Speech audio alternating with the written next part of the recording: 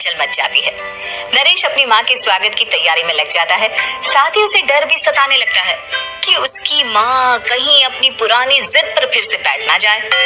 हे भगवान, इस बार बचा लो, अगले साल पक्का माँ की जिद पूरी कर दूंगा।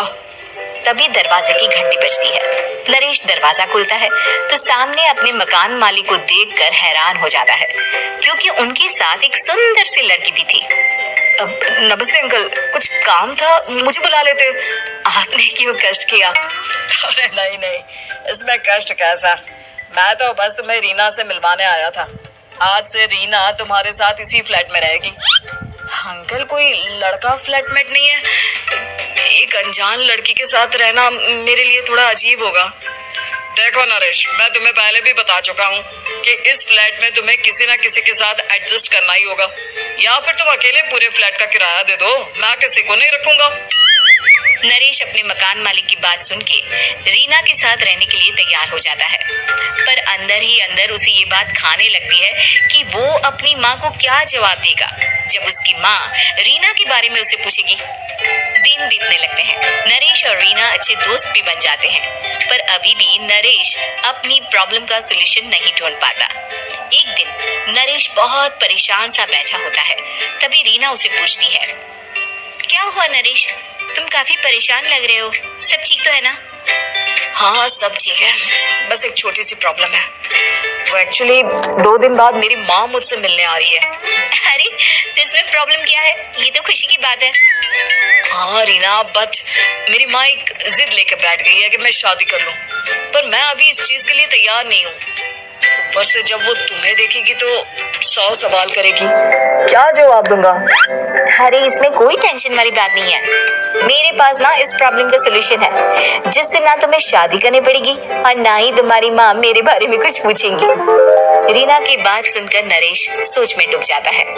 वो सोचता है कि रीना खुले ख्यालों वाली लड़की है, कहीं माँ को सच बता ना दे। नरेश को सोच में डूबा देखकर रीना कहती है, अरे क्या हुआ, किस सोच में पड़ गए? डोंट वरी, जैसा तुम सोच रहे हो ना वैसे कुछ भी नहीं है। मेरे पास एक प्लान है। मैं कुछ समझ नहीं पा रहा हूँ, कैसा प्लान? मैं समझाती हूँ।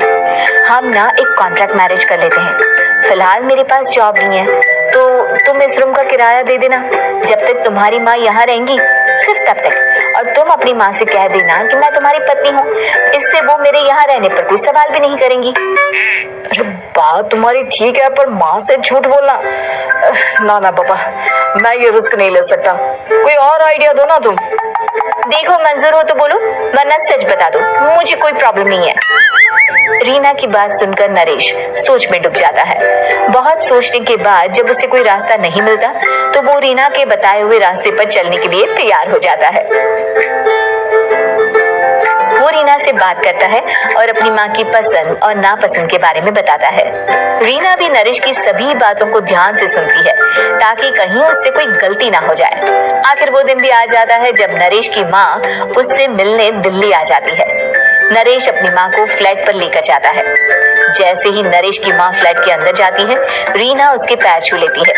ये देखकर नरेश की माँ थोड़ी घबरा जाती है और नरेश से पूछती है, अरे बेटा नरेश, ये कौन है? माँ, ये आपकी बहू रीना है। माफी चाहता हूँ, सब कुछ इतनी जल्दी में हुआ कि आपको बता ही नहीं पाया, इसलिए सोचा कि क्यों ना आपको सरप्राइज दिया जाए। अरे बेटा, मैं तो बस तेरा घर बसा हुआ देखना चाहती थी। हाँ, बहुत अरमान थे अपनी इकलौते बेटी की शादी को लेकर, लेकिन कोई बात नहीं, शायद किस्मत को यही मंजूर होगा। ये कहते ही नरेश की माँ रीना को गले लगा लेती है। रीना बेटिया, मेरा बेटा ना थोड़ा नादान है, पर तुम काफी समझदार लगती हो, और मैं जानती हूँ कि तुम इसका बहुत अच्छे से ध्यान रखोगी। माँ, आप चिंता मत कीजिए, मैं सब संभालूंगी। नरेश की माँ अपने बहू और बेटे के साथ खुशी खुशी रहने लगती है। दिन बीतने लगते हैं। नरेश की माँ और रीना का रिश्ता बहुत मजबूत होता चला जाता है। वो दोनों सारा दिन एक साथ रहती और खूब बातें करती। इधर साथ रहते रहते नरेश और रीना भी एक दूसरे से प्यार करने लगते हैं। दोनों को इस बात का एहसास हो जाता है, फिर भी वो इस बात को छुपा कर ही रखते हैं।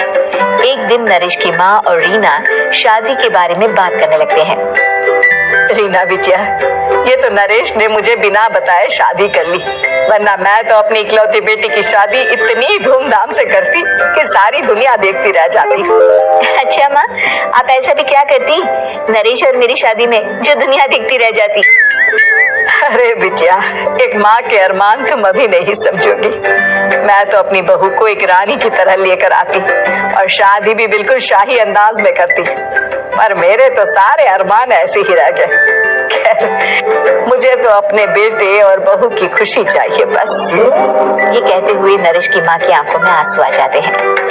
रीना भी ये सुनकर ख्यालों में खो जाती है, क्योंकि वो भी मन ही मन खुद को नरेश की पत्नी और उसकी माँ की बहू मानने लगी थी। शाम को जब नरेश ऑफिस से घर आता है तो रीना खुद को रोक नहीं पाती और नरेश के सामने उसकी माँ को अपने और नरेश के रिश्ते का सारा सच बता देती है। रीना की बात सुनकर नरेश की माँ दोनों से बहुत नाराज हो जाती है और घर वापस जाने की बात करने लगती है। तुम दोनों ने मुझसे सच छुपाकर बहुत ठेस पहुंचाई है मुझे। अब तुम लोगों के साथ नहीं रहना चाहती मैं, कल ही वापस चली जाऊंगी अपने घर। माँ, मुझे माफ कर दो, ये सब मैंने रीना के कहने पर ही किया है, वरना मैं भी आपको कभी ठेस पहुंचाने के बारे में सोच भी नहीं सकता। हाँ माँ, हमने ये सिर्फ आपका दिल रखने के लिए किया, प्लीज हम दोनों को माफ कर दीजिए। तुम दोनों ने मेरे अरमानों के साथ खिलवाड़ किया है, और वैसे भी मुझे अपने बेटे के लिए एक अच्छी लड़की ढूंढनी है, इसलिए मेरा यहाँ से जाना ही बेहतर होगा। माँ की ये बात सुनकर रीना खुद को रोक नहीं पाती। माँ, क्या मैं आपके घर की बहू बनने लायक नहीं हूँ? रीना की बात सुनकर नरेश हैरान रह जाता है। नरेश की माँ भी कुछ समझ नहीं पाती। मैं कुछ समझी नहीं, आखिर तुम कहना क्या चाहती हो? माँ, मैं वो नरेश से बहुत प्यार करती हूँ और साथ ही साथ मैं आपको भी अपनी माँ मान बैठी हूँ। आज जब आपकी बातें सुनी तो खुद को रोक नहीं पाई, इसलिए सारा सच आपको बता दिया। रीना की बात सुनकर नरेश की माँ की आंखों में आंसू आ जाते हैं और वो अपने बेटे नरेश और रीना को गले लगा लेती है। मेरे घर की बहू तो सिर्फ रीना बिटिया ही बनेगी। मैं आज ही तुम दोनों की शादी की तारीख निकलवा दूंगी, बस एक बार तुम्हारे घर वाले मान जाए। उसी दिन रीना के माता पिता भी उनके फ्लैट पर आ जाते हैं। दोनों परिवार आपस में बैठकर बातें करते हैं और शादी के लिए राजी हो जाते हैं।